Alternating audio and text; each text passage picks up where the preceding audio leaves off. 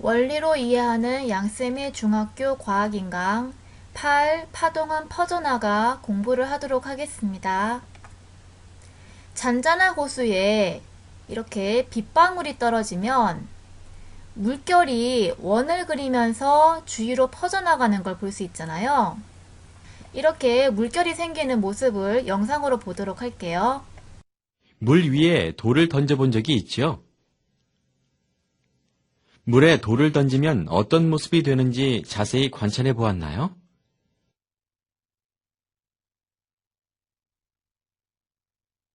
돌이 떨어진 자리에서 물결파가 사방으로 퍼져나가죠? 그런데 나뭇잎의 자리는 거의 그대로네요. 왜 그럴까요? 영상에서 본 것처럼 물 위에다가 돌을 던지면 돌을 던진 이 한 곳에서 먼저 진동이 발생하겠죠. 진동은 왔다 갔다 하면서 움직이는 걸 진동이라고 하잖아요. 이렇게 물에다가 돌을 던지면 돌을 던진 곳에 있는 물이 진동을 하게 되겠죠. 이처럼 한 곳에서 생긴 진동이 아까 영상에서 봤듯이 진동이 주위로 이렇게 퍼져나가는 거예요. 이렇게 주위로 진동이 퍼져나가면서 물결이 퍼져나가는 걸 볼 수 있었던 거잖아요. 이처럼 한 곳에서 생긴 이 제자리 진동이 주위, 그러니까 모든 방향으로 이렇게 진동이 퍼져나가는 이런 현상을 파동이라고 얘기하는 거예요. 그러니까 말 그대로 파가 움직여 나가는 거니까. 이런 물결과 같은 파가 움직여 나가는 거니까 이거를 파동이라고 얘기하는 거예요. 그리고 이렇게 파동이 처음 발생한 지점을 파원이라고 해요. 파의 근원이니까 파원이라고 하고요. 이런 물결파의 경우에는 파동을 전달하는 물질이 물이잖아요. 이렇게 파동을 전달하는 물질을 매질, 그러니까 중매하는 물질, 그래서 매질이라고 얘기하는 거예요. 그래서 아까 얘기했듯이 물결파의 매질은 바로 물인 거죠. 그러면 물결파의 모습을 입체적으로 보도록 할게요. 이처럼 한 곳에서의 진동이 사방으로 진동이 쭉 퍼져나가는 것이 물결이 퍼져나가는 모습으로 보이잖아요. 이런 걸 물결파라고 하는 거예요. 실제는 물은 제자리에서 위아래로 진동을 하고 있는 거죠. 그리고 이런 물의 진동이 주위로 퍼져나가는 것을 볼 수가 있어요. 매질의 예로 지진파의 매질은 땅이에요. 여기 그림 보시면요. 땅 속에서 발생한 진동을 지진이라고 하잖아요. 이런 진동이 이 진동이 이렇게 쭉쭉쭉쭉 퍼져나가요. 그러면 건물이 흔들리면서 건물이 파괴되기도 하는데 이렇게 땅 속의 진동이 퍼져나가는 파동을 지진파라고 하는 거예요. 그래서 이 지진파를 전달하는 매질은 바로 땅이 되겠죠. 그리고 예로 전자기파의 경우에는 매질이 없다라고 되어 있는데요. 예를 들어서 태양에서 나오는 빛이 전자기파의 한 종류예요. 그런데 우주는 진공이잖아요. 진공은 물질이 없는 걸 진공이라 그러죠. 그러니까 전자기파는 물질이 없는 상태에서 전달이 되고 있는 거예요. 따라서 이 전자기파의 경우에는 파동을 전달하는 물질이 없다는 거죠. 그래서 전자기파는 매질이 없다고 얘기하는 거고요. 그러면 전자기파는 뭐가 전달되는 거냐, 이거를 그림으로 알아보면요. 여기에 핸드폰 2대가 있는데요. 여기서 이제 송신 안테나에서 이제 송신은 신호를 보내는 걸 얘기하는 거고요. 이제 수신은 신호를 받는 걸 얘기하잖아요. 그러면 이 핸드폰이 통화 신호를 보내면 이 핸드폰이 통화 신호를 받아서 이제 통화를 하게 되는 건데 이때 보내는 신호가 전파고요. 전파라고 하는 것도 전자기파의 한 종류예요. 이때 전파의 모습을 잘 보시면요. 이 빨간 화살표가 전기장을 표시하고 있고요. 파란 화살표가 자기장을 표시하고 있는데요. 지금 보다시피 이 전기와 자기는 서로 수직인데 서로 수직을 이루면서 이 진동이 전달되고 있는 걸 볼 수 있죠. 이런 식으로 전기와 자기의 이런 진동이 주위로 퍼져나가는 파동을 전자기파라고 하는 거예요.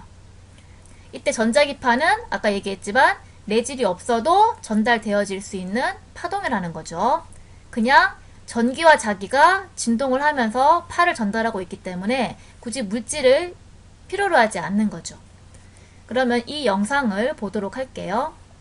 지금 보시는 바와 같이 전기와 자기가 수직을 이루면서 진동을 하는데 진동이 이렇게 쭉 전달되고 있잖아요.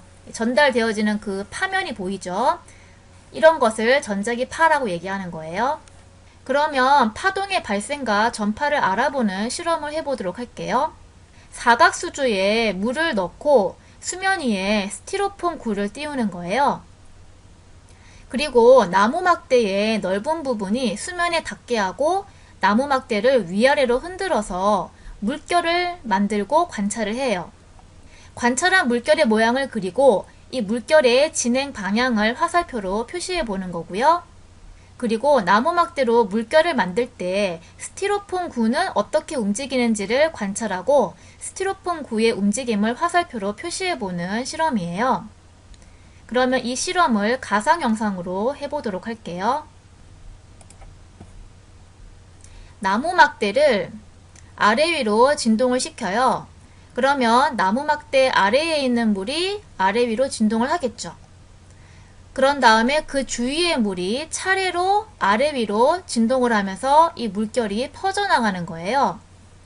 이때 물결이 이렇게 오른쪽으로 퍼져나가는 걸 볼 수 있는데 실제로 물이 오른쪽으로 이동하는 것처럼 보이는데 그게 아닌 거죠.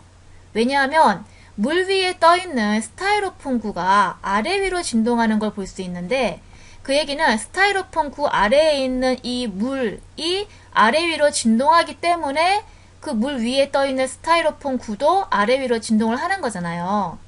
그래서 이 물결을 이루고 있는 물은 모두 아래 위로 제자리에서 진동만 하고 있다는 것을 이 스타이로폼 구의 운동을 통해서 알 수 있는 거예요. 그럼 방금 실험에서 봤던 내용을 정리해 보도록 할게요. 학습지 3번에 파동의 전파와 매질이라고 나와 있는데요.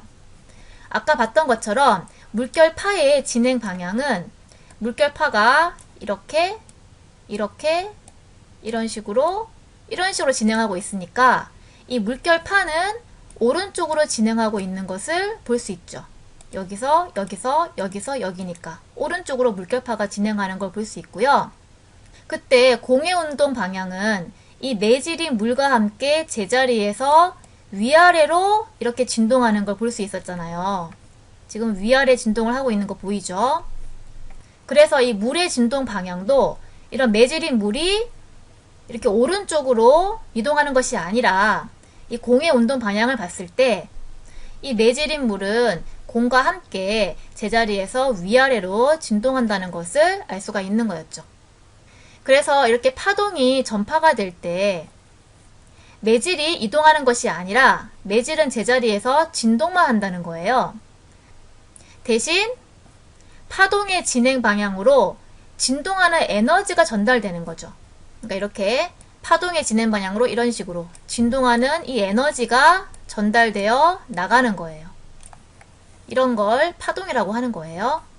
그러면 파동이 전파되는 이유, 그러니까 한 곳에서 생긴 진동이 이렇게 주위로 퍼져나가는 이유에 대해서 알아볼게요. 지금 보시면 이런 물과 같은 그런 이제 매질 말이에요. 이런 매질은 분자로 되어 있을 텐데 이런 분자들 사이에 서로 끌어당기는 인력이 있잖아요. 그래서 마치 이 분자들이 서로 연결되어 있는 것처럼 어떤 분자가 진동을 시작하게 되면 분자 사이에 끌어당기는 인력이 있으니까 이웃한 분자도 진동을 차례로 시작을 하게 되는 거예요. 마치 실로 연결되어 있는 것처럼 이 하나가 진동을 시작하면 끌어당기는 인력이 있으니까 마치 실로 연결되어 있는 것처럼 이웃한 분자도 진동을 시작하게 되겠죠.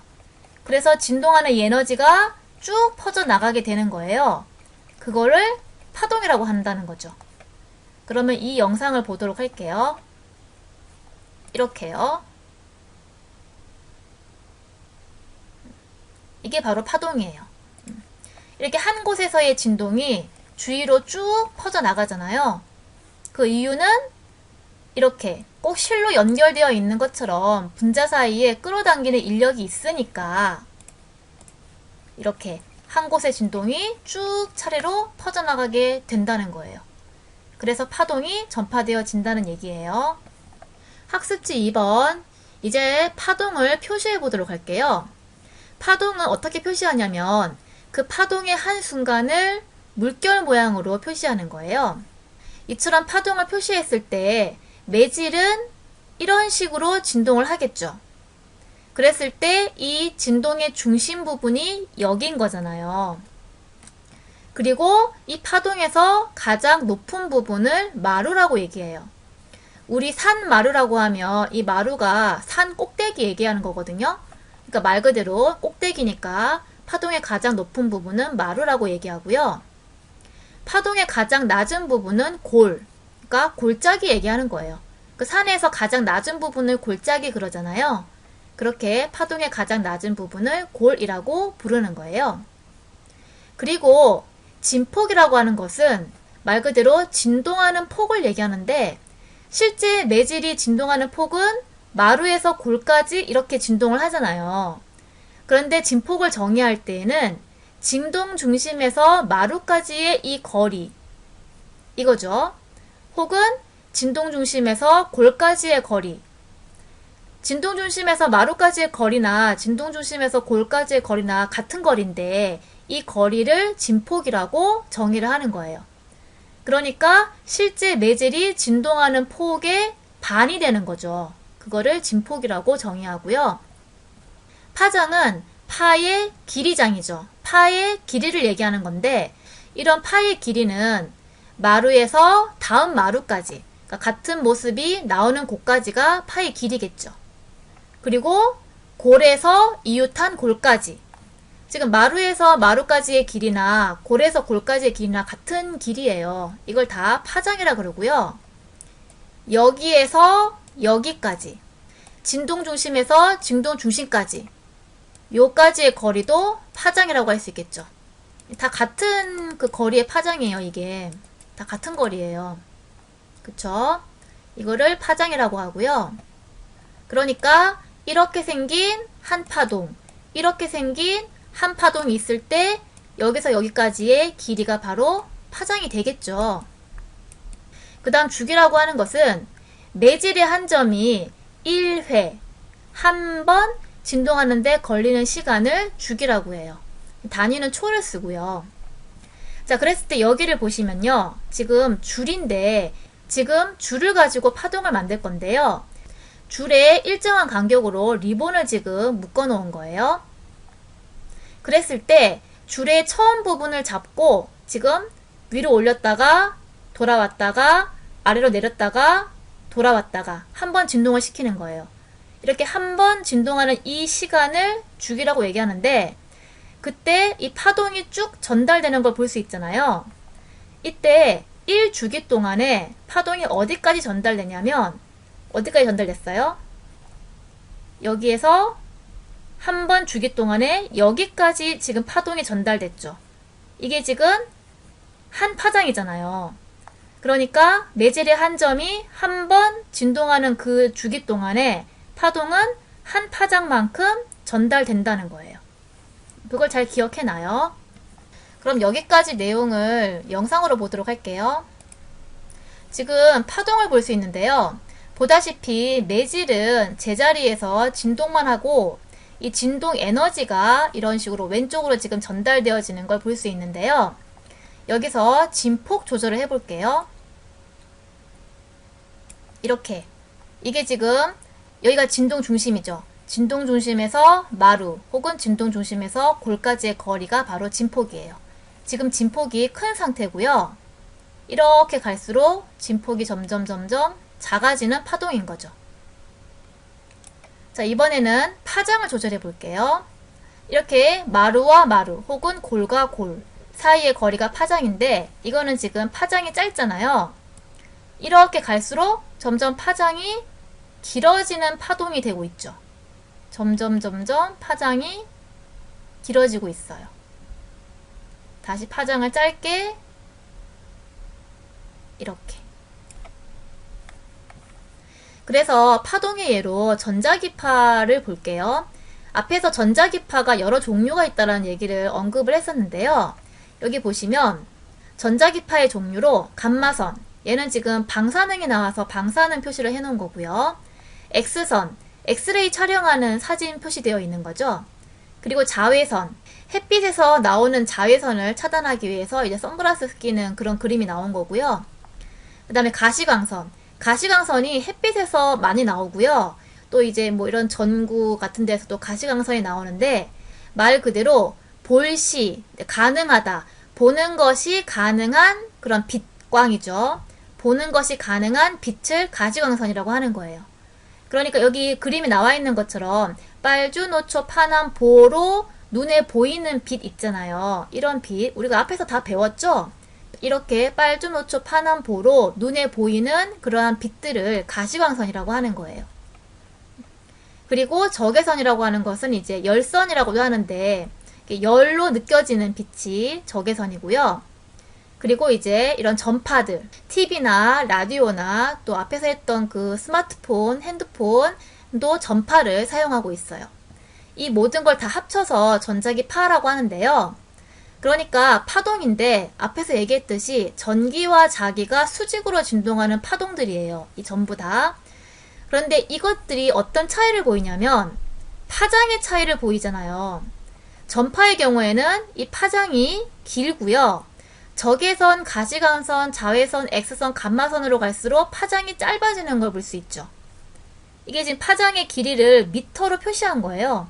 그러니까 전파는 지금 대충 뭐 10의 3승, 뭐 10의 1승 이런 긴 파장인데 감마선 같은 경우는 10의 마이너스 12승 미터 이렇게 짧은 파장이잖아요.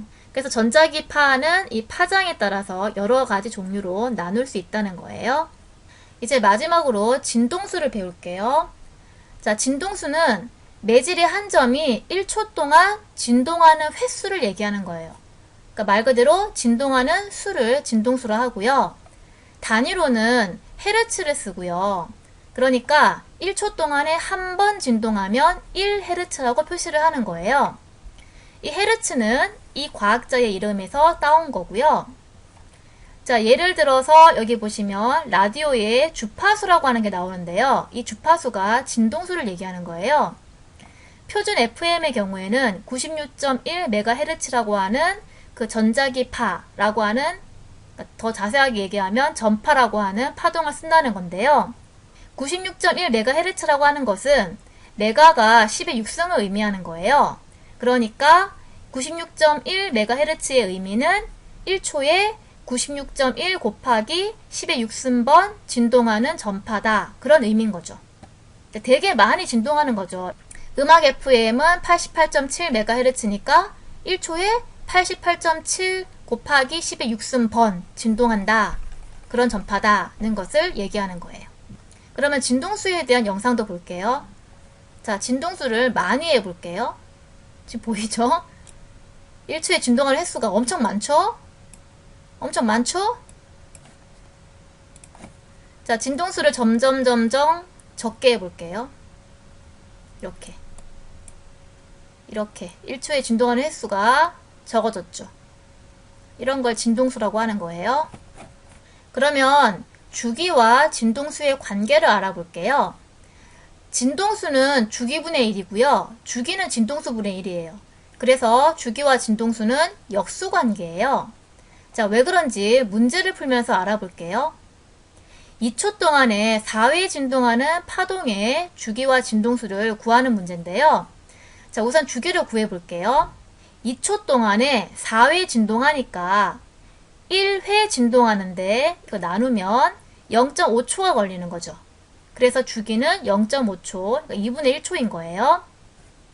자, 이 파동의 진동수의 경우에는 4회 진동하는데 2초 걸리는 거잖아요.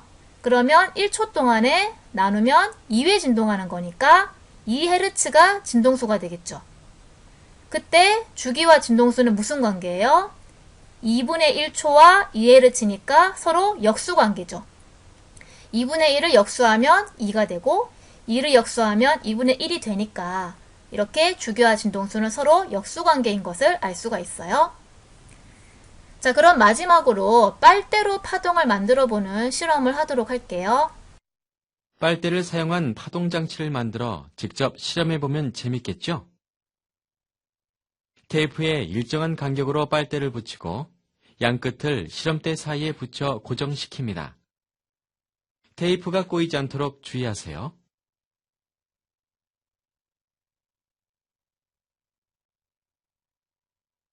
한쪽 끝을 위아래로 진동시켜 놓고 빨대의 움직임을 관찰해 봅시다. 빨대들이 연속하여 진동하는 모습을 볼 수 있습니다. 빨대의 진동 모습을 자세히 관찰해 봅시다.